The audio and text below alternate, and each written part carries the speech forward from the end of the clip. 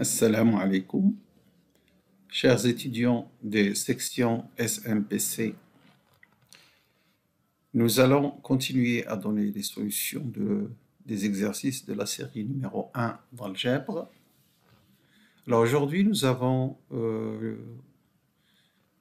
à faire les exercices, donc à partir de l'exercice 10. Alors l'exercice 10, nous avons deux vecteurs U et V. On nous demande de calculer leur norme et la norme de leur somme, et ensuite en déduire le produit scalaire.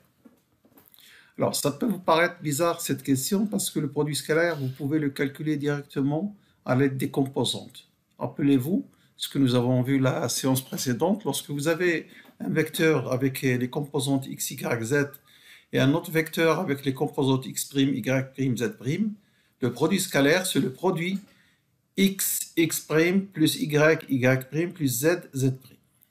Mais si on nous pose cette question de cette manière, c'est parce qu'on peut déduire le produit scalaire à partir de la norme de U, la norme de V et la norme de U plus V.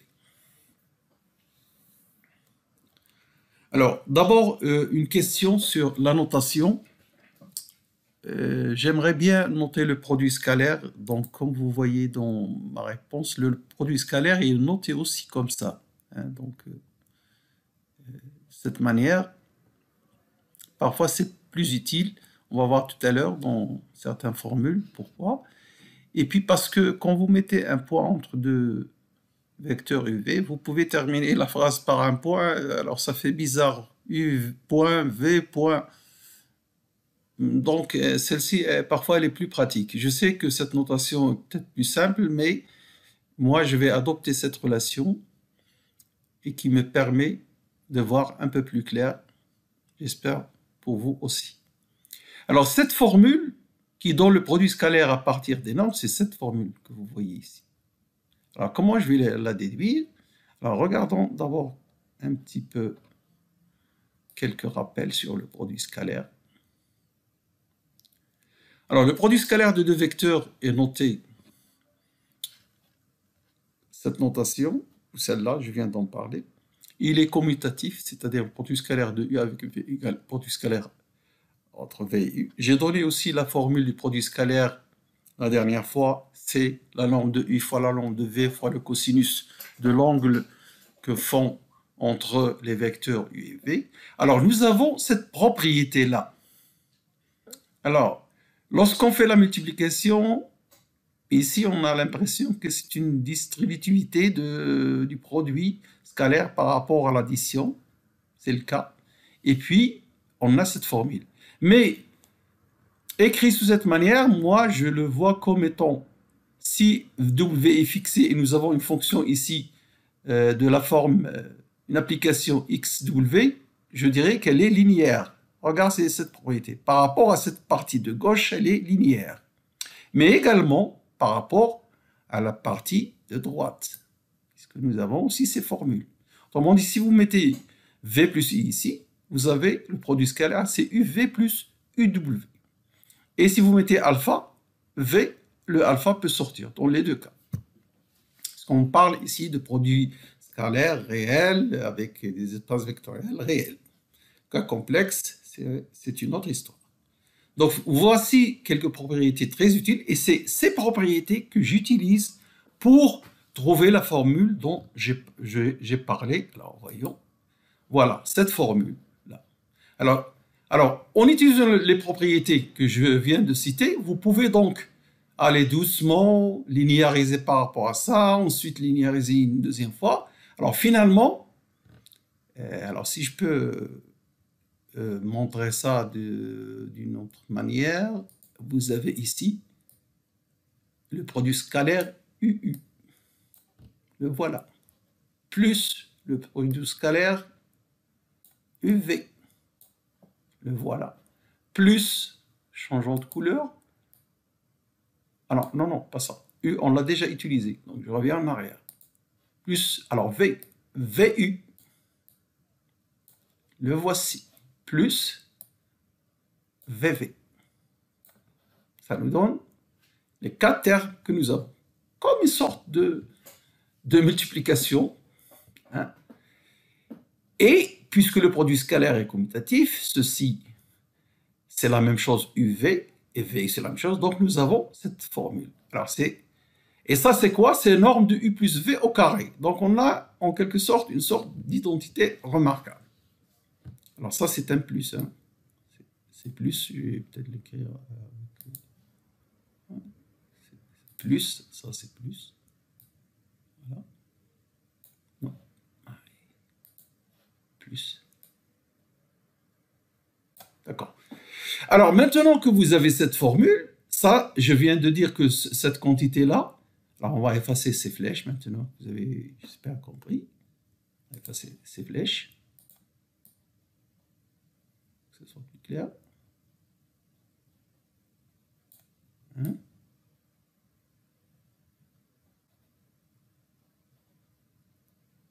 U plus V avec lui-même, c'est le produit scalaire de U plus V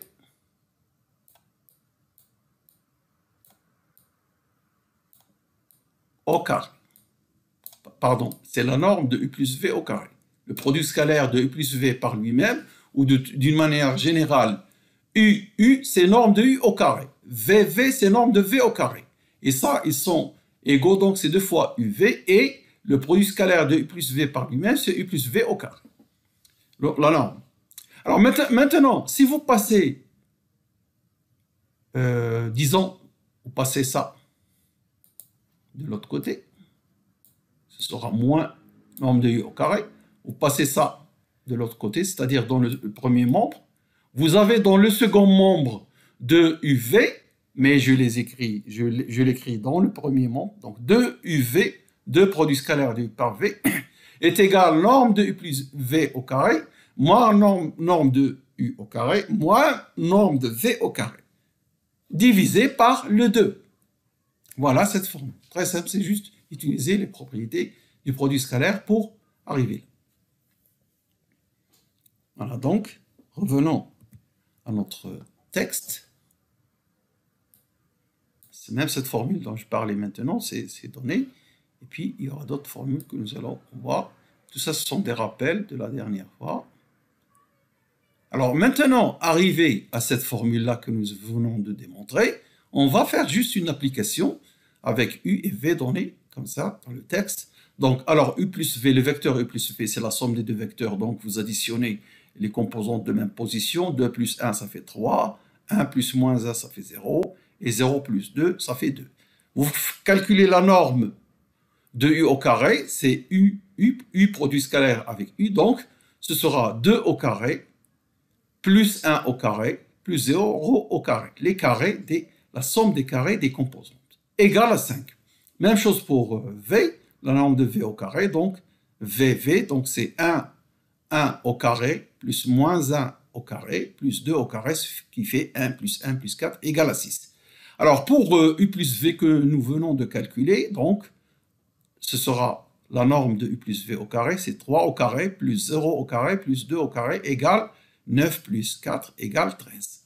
Alors maintenant, je n'ai qu'à appliquer numériquement dans cette formule pour avoir UV, le produit scalaire, égale 13 moins 5 moins 6, ce qui fait 13 moins 11 sur 2 égale 2 sur 2 égale 1. Voilà, donc l'exercice est terminé. Alors dans l'exercice 11, nous avons des vecteurs qui sont donnés par leur norme. Norme de U égale 2, norme de V égale 3, et leur produit scalaire égale 1. Mais on ne connaît pas leurs composantes. Mais à l'aide de ces données, on vous demande de calculer le produit scalaire de 2 plus V avec U moins V, et U plus de V au carré. Alors cette écriture, alors qu'est-ce qu'on entend par ça? C'est U plus de V produit scalaire avec U plus de V. Il n'y a pas de multiplication de vecteurs. Ce n'est pas comme les réels. La somme de deux vecteurs, c'est un vecteur. Donc quand on dit au carré, c'est le produit scalaire de ce vecteur par lui-même. Même chose ici. Mais là, attention, faire attention. Parce que ça, c'est un produit scalaire, c'est I plus V par lui-même. Et ça, c'est un produit scalaire, c'est U moins V par produit scalaire avec lui-même. Et donc, c'est un réel, et ça, c'est un réel. Lorsque vous mettez un point ici, c'est là où il y a la confusion. Pour ne pas le confondre avec ce point-là. Là, c'est une multiplication entre deux réels. On serait tenté d'écrire plutôt une multiplication, ce serait peut-être moins pour qu'il n'y ait pas de confusion. Donc ça, c'est une multiplication entre réels. Le produit scalaire au carré, c'est la norme au carré de U plus V, c'est un réel. Et U moins V, c'est un produit scalaire, c'est un réel. Et U moins V par lui-même. Donc ici, une multiplication entre deux réels. Donc nous allons calculer ces choses-là. I2, I3, I4, I. Et puis nous allons donner, enfin,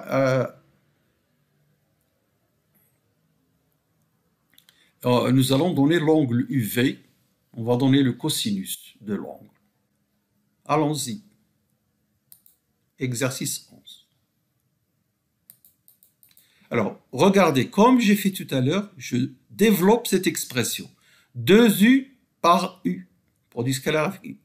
C'est 2UU. Donc, je l'écris tout de suite. U, produit scalaire avec U, c'est produit scalaire au carré. U, ça c'est U au carré. 2U. Comme on a vu dans la formule, le 2 sort et on a 2 U, produit scalaire avec U. Ce qui est bien norme de U au carré. Ensuite, 2U par moins V. Le moins 1 et le 2 sortent, c'est un moins 2, il reste UV. Ensuite, le V avec le U, VU. Et ensuite, le V avec le moins V. Le moins sort et il va rester VV qui est norme de V au carré. Étant donné que UV et VU, c'est la même chose, la commutativité du produit scalaire, donc, faites la somme, moins 2 UV plus UV, ça fait moins UV. Donc, on a, vous voyez, donc cette expression. Alors, je n'ai plus qu'à remplacer la norme de U par 2, donc ce sera ici 2 fois 2 au carré, moins 1, moins la norme de V au carré, c'est 3 au carré, et le UV, il est donné aussi, il est égal à 1. Faites la somme, ça fait donc 2 fois 4, 8, moins 1, moins 9. De 8 moins 10 égale moins 2. Alors, pour cette expression, c'est le produit scalaire. Dans le texte, c'est écrit U plus 2V entre parenthèses au carré. Mais je vous ai expliqué, c'est le produit scalaire de U plus V par lui-même, qui est donc la norme de U plus 2V au carré. Alors, on fait donc le calcul comme on a appris à le faire. Donc, U avec U, le voilà, c'est norme de U au carré. U avec le 2V, le 2 est une constante qui va sortir, donc c'est 2UV, produit scalaire. Maintenant, le V avec le U, le 2 sort, donc 2VU, et 2V, 2V, 2 fois 2 sortent, c'est 4, et il reste 2 fois 2 sortent, et VV, c'est V, norme de V au carré. Ce qui donne cette expression, étant donné que UV et VU, c'est la même chose. Donc, nous avons une sorte d'identité remarquable, comme vous voyez ici, le carré de U plus le carré de V. En fait, comme je dis le carré, c'est la norme de V au carré. Et ici, le double produit, si vous voulez, 4UV. Faites maintenant l'application numérique. U, norme de U, c'est 2 au carré, donc ça fait 4, plus 4, c'est 4 fois 1. Et ici, 4 fois 9. On fait la somme et on trouve 44.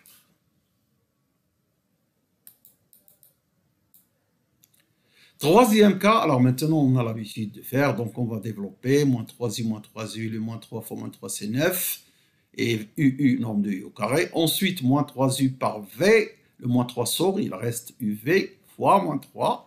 Et de la même manière, V avec moins 3u va donner moins 3VU, et VV, c'est nombre de V au carré. La commutativité nous permet d'assembler ces choses-là parce que c'est la même chose. Donc, c'est moins 6 UV appliqué numériquement. 2 ici au carré. 9 fois 4, moins 6, plus 9, ça fait 39. Ça fait donc 39. Le dernier cas. Alors, le dernier cas, c'est là où je vous ai dit, faites attention.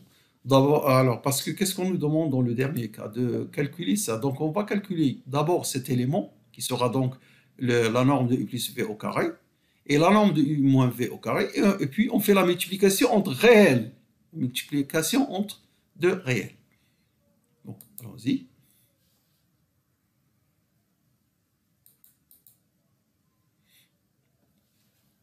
Alors, par la formule, maintenant vous êtes habitué comment on fait, c'est écrivez I plus V, produit scalaire avec I plus V, faites la décomposition et assemblez et vous trouvez ça, sorte d'identité remarquable. Ça, c'est 2 au carré égale 4, 2 fois 1, 2, et puis 3 au carré, faites la somme, on trouve 15. De la même manière, la différence, c'est juste le moins qui va apparaître ici, moins UV moins VU qui sera 100 moins 2UV, et donc vous aurez la même application, mais juste un moins ici, donc ça fait 4 moins 2 plus 9 égale à 11. La multiplication entre les deux, 15 fois 11 égale 165. Pour la deuxième question, on nous demande de trouver l'angle UV. Alors pour trouver l'angle UV, nous allons utiliser cette relation que nous avons donnée dans la séance précédente, de la séance d'algèbre. Donc le produit scalaire de UV, c'est la norme de U fois la norme de V fois cosinus de l'angle que font entre le vecteur U et V. Et par la suite, vous obtenez cosinus à partir de, en divisant le UV par cette quantité, cette division qui n'est possible que lorsque les deux vecteurs sont non nuls. Si un des vecteurs est nul, évidemment, ça n'a aucun sens de parler d'angle, de 0 avec V. Ça n'a pas de sens. Donc, le U et V sont non nuls, ce qui est le cas ici, hein, puisqu'on a le vecteur de U est de norme 2, et le vecteur V de norme 3. Un vecteur est nul si et seulement si sa norme est nulle. Donc, quand vous voyez un vecteur de norme non nulle, il est non nul. S'il est de norme nulle, alors il est nul. Très bien. Donc, nous avons cosinus θ égale 1/6. Il y a deux angles qui donnent le 1/6, c'est arccosinus de 1/6 et son opposé. Alors, on donne la solution comme ça. On ne nous a pas donné d'orientation ni rien du tout, donc on peut se contenter de donner le cosinus ou bien donner cette façon de donner. Donc, il y a deux angles possibles. Hein. On peut avoir U et en bas V ou bien l'inverse. U en bas et V en haut. Et l'angle qu'ils font entre eux est un angle aigu à cause de ce cosinus qui est très petit. Hein, il est compris entre 0 et 1/2. Donc, vous voyez bien qu'il est compris entre 0 et pi sur 3. Donc, voilà. Bien. Alors, revenons à l'énoncé. Maintenant, nous avons terminé avec l'exercice 11. Nous allons voir l'exercice 12. Alors, cet exercice où nous avons deux vecteurs et on nous demande de trouver en utilisant le produit scalaire, trouver un vecteur orthogonal simultanément à U et V et trouver l'angle UV. Bon, trouver l'angle UV, ça n'a rien à voir avec cette histoire d'orthogonalité parce qu'on vient de voir la formule par laquelle on peut calculer le cosinus de UV.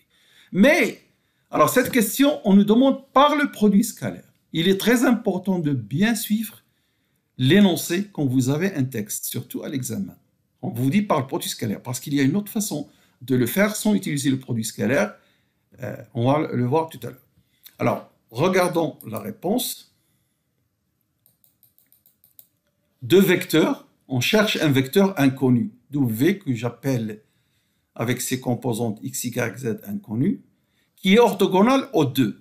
Alors, qu'est-ce que ça veut dire orthogonal à U? Ça veut dire que le produit scalaire entre U et W égale 0. On l'a signalé dans la séance précédente. Deux vecteurs sont orthogonaux si et seulement si leur produit scalaire est nul. Il est orthogonal à V, donc on a ces deux propriétés que nous allons traduire par un système. Alors, dire que UW en produit scalaire égale 0, ça veut dire que le produit de 4 par x plus le produit de moins 8 par y plus le produit de 12 par z égale 0. C'est bien cette première ligne. Et pour V, moins 10x plus 2y plus 9z égale 0. Voici le système que l'on a. Alors attention, ça c'est un système à deux inconnus à trois inconnus et deux équations. L'idéal, c'est d'avoir le même nombre d'équations, le même nombre de variables. Alors, puisqu'on a un excès de variables, nous allons prendre, et ça c'est dans la théorie des systèmes, je ne sais pas si vous l'avez vu, je ne pense pas. Donc, on va prendre le z comme un paramètre. Déjà, il faut dire que ce système peut avoir des solutions, une infinité de solutions, comme nous allons voir, et il peut ne pas avoir de solution du tout. Alors, donc, nous allons faire passer z comme un paramètre, on va le passer de l'autre côté pour avoir un système de deux équations et deux inconnus. Mais avant de faire ce passage, nous allons réduire ici, ou plutôt simplifier par 4, puisque vous avez 4 qui est, on peut le mettre en facteur, et on peut simplifier pour avoir x moins 2y plus 3z égale 0.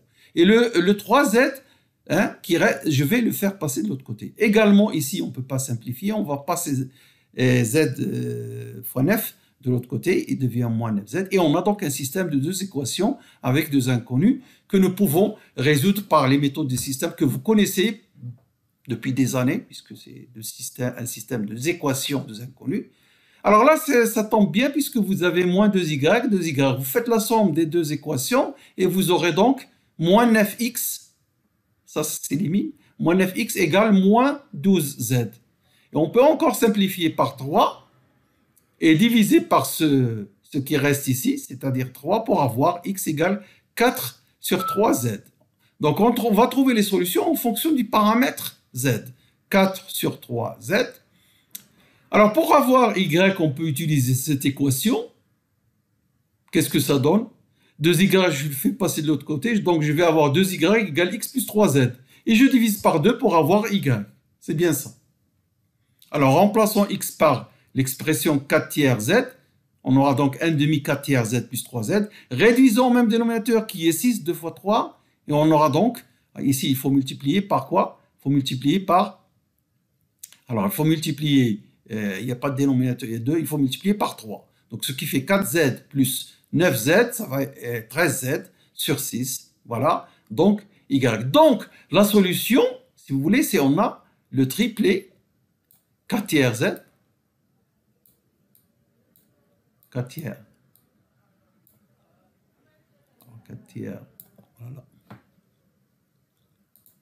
4 tiers z, alors ça c'est un 3. Oui, 4 tiers z. Et 13.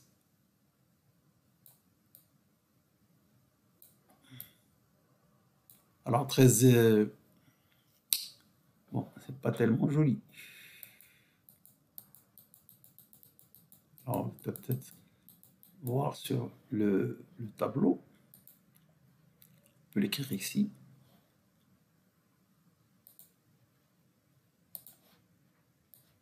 Quel triplet nous avons trouvé pour cette solution? Alors, 4 tiers z, 13. Alors, 13 sur 6 z, et puis z, le paramètre quelconque. Voilà les solutions. Tous les vecteurs qui s'expriment de cette manière, avec z appartenant à R quelconque, sont une solution. C'est-à-dire, un vecteur qui s'exprime de cette manière avec z réel est un vecteur orthogonal à U et V. Mais quand z décrit R, je peux l'écrire z sous la forme 6t avec t1 réel. 6t pour éliminer ces dénominateurs. Si je remplace z par 6t, hein, donc qu'est-ce que je vais avoir? Ici, ça va faire 8t, 13t, 8t, 13t, 6t. Voilà. Donc, je répète, si je prends t égale 6z, z égale 6t, je vais avoir donc 8t, 13t, 6t, pour donner un vecteur directeur. Alors, l'ensemble que nous obtenons ici, l'ensemble de tous les vecteurs orthogonaux. Le texte vous demande simplement un vecteur orthogonal. Vous pouvez donner 8, 13, 6. Ou alors, vous pouvez donner 4 tiers, 13 sur 6 et 1. Mais là, je vous donne toutes les possibilités, toutes les solutions. Et ça, c'est bien l'équation paramétrée d'une droite dont un vecteur directeur est le vecteur 8, 13, 6. Une droite. Alors, on va comprendre mieux en regardant l'explication suivante. Et par là, nous allons enchaîner pour voir une autre façon de trouver le résultat. Voilà. Vous avez deux vecteurs qui sont donnés dans l'énoncé. Et ils forment un système libre, ils sont indépendants. Ils ne sont pas collinéaires. Vous n'avez qu'à regarder leur forme. Vous avez plusieurs manières de s'en assurer. Par exemple, la façon que nous avons faite dans la séance 1 et 2 pour voir si un vecteur est libre ou non. Mais il y a d'autres façons, c'est qu'ils ne sont pas proportionnels. S'ils sont proportionnels, vous aurez le produit entre x, la division entre x et x', et y sur y', z sur z' sera toujours un coefficient de proportionnalité égale k. Ce n'est pas le cas ici. Donc, alors, revenons à notre explication. Nous avons u et v ne sont pas collinéaires. Donc, ils engendrent un plan. Ils engendrent un plan. Si je mets ici le point 0, ici le point 0,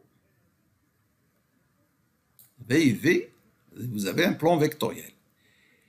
Et on sait qu'un plan vectoriel, il est orthogonal à un vecteur. Un vecteur parmi les vecteurs qui sont orthogonaux, c'est leur produit vectoriel. Leur produit vectoriel. Et par conséquent, si j'ai trouvé une droite, ce U vectoriel V fait partie des vecteurs de cette droite. Nous allons s'en assurer. Alors, qu'est-ce que je viens de dire? I plus V définissent un plan P, U vectoriel V est un vecteur orthogonal à U et V, et par conséquent, au plan qu'ils définissent, tout vecteur de la forme 8t, 13t, 6t est orthogonal au plan défini par U et V. Nous avons montré ça par les systèmes. Si on calcule U vectoriel V, c'est-à-dire le produit vectoriel, on trouvera qu'il est collinéaire au vecteur 8, 13, 6. Alors, c'est l'occasion de vous montrer comment on calcule le produit vectoriel. D'abord, regardez, j'écris ici une écriture symbolique. C'est juste un moyen facile pour calculer le produit scalaire. Le produit vectoriel. Le produit vectoriel est utilisé souvent en physique. J'espère que vous avez... Parce que d'habitude, les étudiants qui entament les sections SMPC, on leur fait un rappel de formules mathématiques vectorielles surtout. Et on leur apprend le produit scalaire, le produit vectoriel, etc., la norme, beaucoup de choses. Alors, parmi les notions très importantes, le produit vectoriel. Comment calculer le produit vectoriel de deux vecteurs de R3 lorsqu'on a leurs composantes? Alors, je fais ici les vecteurs de la base canonique, IJK, que vous connaissez, nous avons donné ça la dernière fois. Juste une écriture symbolique. Et ici, verticalement, les composantes du premier vecteur et du deuxième vecteur. Alors, d'abord, c'est comme un déterminant. Je peux factoriser ici le 4. Pourquoi? Parce que vous avez 4 en facteur dans cette ligne, pour ne pas alourdir les calculs. Je fais factorise 4. Lorsque vous avez un déterminant, quand vous factorisez une colonne, il sort le 4. Vous n'êtes pas obligé que le facteur soit sur toutes les positions. Là, sur cette colonne, il y a 4 en facteur, je le sors. S'il était dans la ligne, je le sors également. Donc le 4 ici. Qu'est-ce qui me reste? 1, moins 2, 3. Maintenant, je vais calculer les composantes. N'oubliez pas que 4 est en facteur, donc on va l'avoir en facteur. Alors la composante qui correspond à I, comment on la trouve? Eh bien, simplement en effaçant la ligne où il y a le I et la colonne où il y a le I. Et ce qui reste, ce déterminant,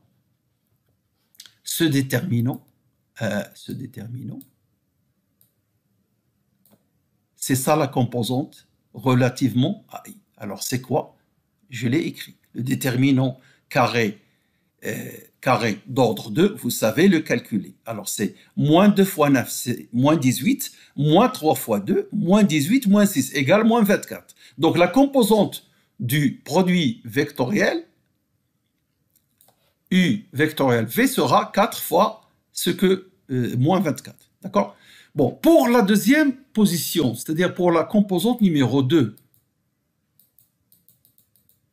là, je veux la composante qui correspond à J. Mais attention, dans les déterminants, il y a quelque chose... Lorsque...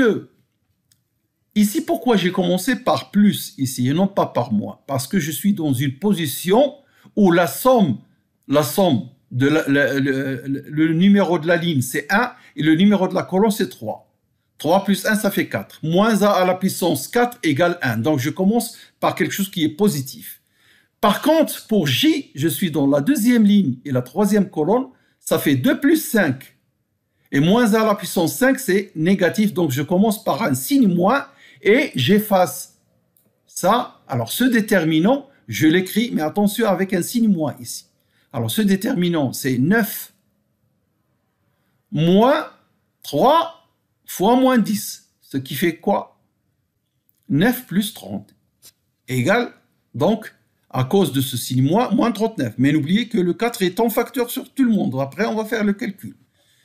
Bien. Ou on peut le laisser factoriser. Pour mieux. Bon, vous avez compris maintenant. Alors, pour K, ce sera un plus. Parce qu'il y a la règle d'alternance. Si vous avez un plus ici, le suivant, ce sera un moins. Et le suivant, ce sera un plus.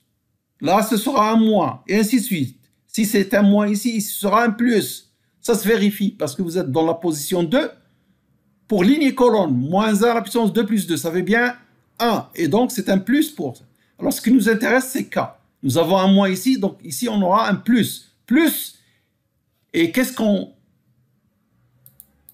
fait? On barre la ligne où on veut la position qui correspond, la composante qui correspond à K.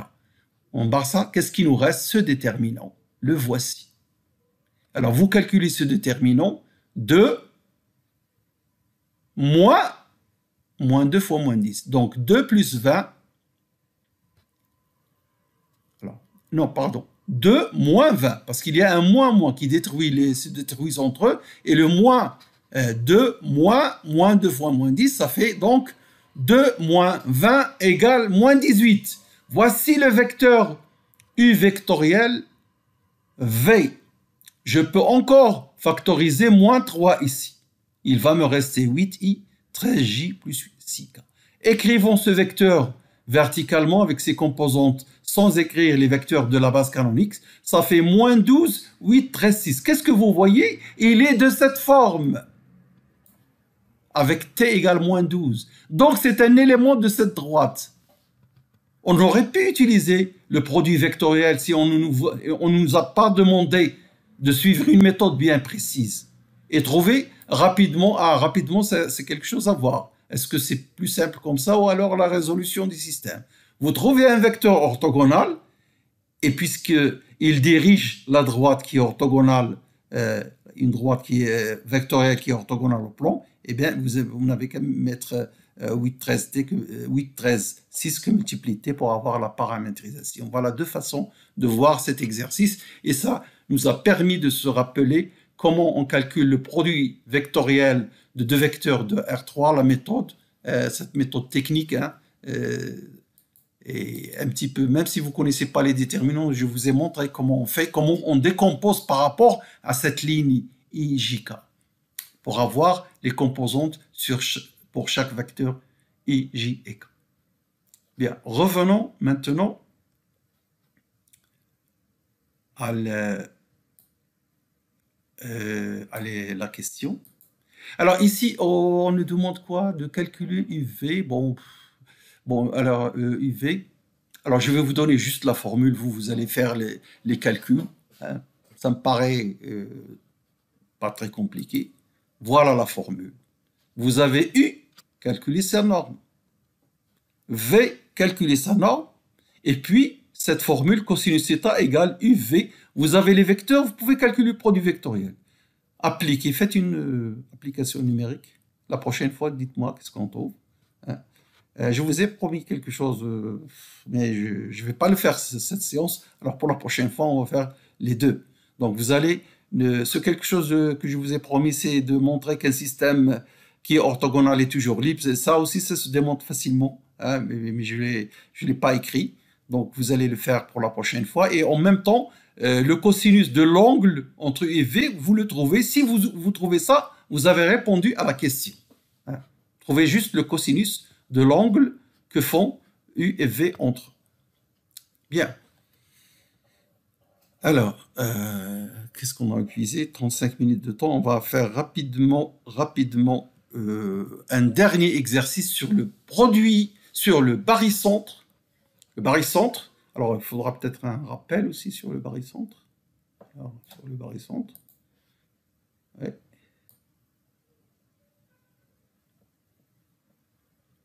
Alors, le barycentre, lorsque vous avez un point AI, y compris entre 1 et 1, c'est comme ça qu'on écrit une famille de n points. AI. De l'espace, par exemple, avec des scalaires, des éléments de R qu'on appelle poids. En l'occurrence, vous faites de la physique, vous allez avoir des situations comme ça, une règle sur les extrémités des poids, voir où est-ce qu'il est le centre d'inertie ou le centre de gravité. C'est le genre de calcul où on utilise la théorie du produit scalaire. Donc, il existe, si on a cette situation, n points avec un scalaire, leur poids. C'est pourquoi on appelle ces points des points pondérés. À chaque point, on associe un poids. Ils sont pondérés. Et si la somme des poids est différente de 0, c'est une condition nécessaire. Alors, il existe un point unique G nommé barycentre des points, de ces points pondérés, défini par cette propriété-là. On va voir qu'il y a une autre propriété équivalente. Ce point unique qui vérifie cette propriété-là. Alpha 1, GA1, le vecteur. Alors, vous voyez que je mets des flèches sur les vecteurs écrits avec les lettres. Si je ne mets pas les flèches, ça ne veut pas dire le vecteur, ça veut dire la norme du vecteur GA1. Donc voilà, avec les flèches. Mais le vecteur nul, il est nul. Je ne vais pas mettre une flèche ici. Ça ne sert à rien. Une somme de vecteurs est égale à un vecteur. Si c'est 0 ici, c'est le vecteur nul. Alors, dans l'exercice que nous avons, et voilà l'exercice. Alors, qu'est-ce qu'on a dans cet exercice? Qu'est-ce qu'on a l'exercice? Exercice 13. Nous avons un triangle, donc 3 points, et un point G qui vérifie cette propriété. Ce n'est pas la définition du barycentre. À l'aide de cette propriété que vérifie G, montrez que en fait G c'est le barycentre des points pondérés A5, B1 et C3. Alors je vais vous dire tout de suite, dans ce genre de situation, la règle c'est la relation de Charles. C'est la clé du problème, comme nous allons voir.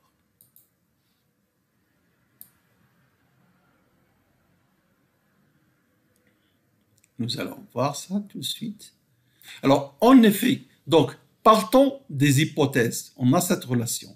À l'aide de la relation de Charles, le vecteur AB se décompose comme étant AG plus GP. Et ici, je vais écrire ça moins GA, puisque AG, c'est moins GA. Ça m'arrange parce que j'ai déjà des GA ici que je vais assembler. Donc, AB, je le remplace. J'ouvre une parenthèse ici. Donc, partons de 0 est égal à cette expression. Je remplace AB par moins GA plus GP. D'accord? Et puis, les autres, je les laisse comme ils sont. Donc, j'aurai moins GA moins 4GA, ça fait moins 5GA. Et ici, moins GB, non, plus GB, moins 2GB, ça fait moins GB. Et moins 3GC, je le laisse comme il est. Donc, cette expression, voilà ce qu'elle donne. Elle est égale au vecteur nul. Multiplions par moins 1 pour avoir des sommes positives, des coefficients positifs. Donc, si je multiplie ceci égale 0, ça veut dire, en multipliant par moins 1, 5GA plus GB plus 3GC égale 0. Or, d'après les définitions, rappelez-vous, j'ai dit que si vous avez cette expression, alors la définition, je vais encore la rappeler. Lorsque vous avez cette expression avec des points A1 jusqu'à AN, ici on a 3 points, et avec des coefficients, alors G est le barycentre. Et il est unique, il n'y a pas d'autres possibilités. Voilà, donc on a cette écriture, automatiquement, G est le barycentre des points A, B, C, munis respectivement des poids 5, 1, 3. Voilà. Bon, l'exercice est terminé, mais j'ai dit quelque chose. Alors, qu'est-ce que j'ai dit? C'est que cette définition, en fait, elle est équivalente à celle-ci. Un point G est le barycentre des points A1, alpha 1, A2, alpha 2, jusqu'à A1, alpha 1, si aussi on a, quel que soit le point M, donc de l'espace, si on travaille dans l'espace, MG est égal alpha 1, MA1. Il y a un vecteur que j'ai oublié ici, il faut mettre MA1 plus alpha 2, MA2 plus alpha n, MAN sur la somme des coefficients. Quel que soit. En général, c'est souvent pratique pour avoir les composantes de G de mettre O, l'origine. Vous aurez OG égale à alpha 1, O, A1, etc. Et vous aurez donc les composantes de G en fonction des composantes des points AI. I variant de 1 jusqu'à 1. C'est ce que j'ai fait ici. C'est vrai, quel que soit le point M, en particulier pour le point M, O, origine de R3. Donc, dans notre exemple, vous avez OG égale 5 OA plus OB plus 3 OC sur 9. 9, c'est quoi? C'est la somme des coefficients. Les coefficients. Rappelez-vous, qu'est-ce qu'on a comme coefficient? Qu'est-ce qu'on a? 5, 1, 3. La somme, c'est 9.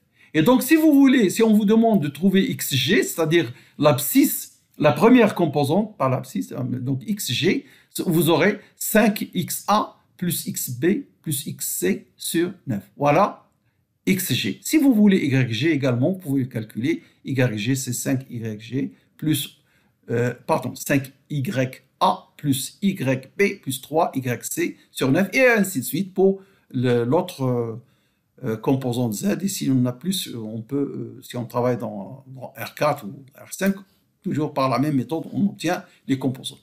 Ce qui s'obtient, alors cette relation s'obtient facilement à partir de 1 grâce à la relation de Schall. Comme je vous ai dit, elle est importante dans ce genre d'exercice. Vous décomposez par Schall en introduisant ici O, ici et là, et vous faites des petits calculs pour trouver l'autre relation. Alors donc, voilà pour cette séance d'aujourd'hui. Nous avons terminé les exercices. Je vous remercie, les exercices, donc 10, 11, 12 et 13. Je vous remercie pour votre attention et à la prochaine fois.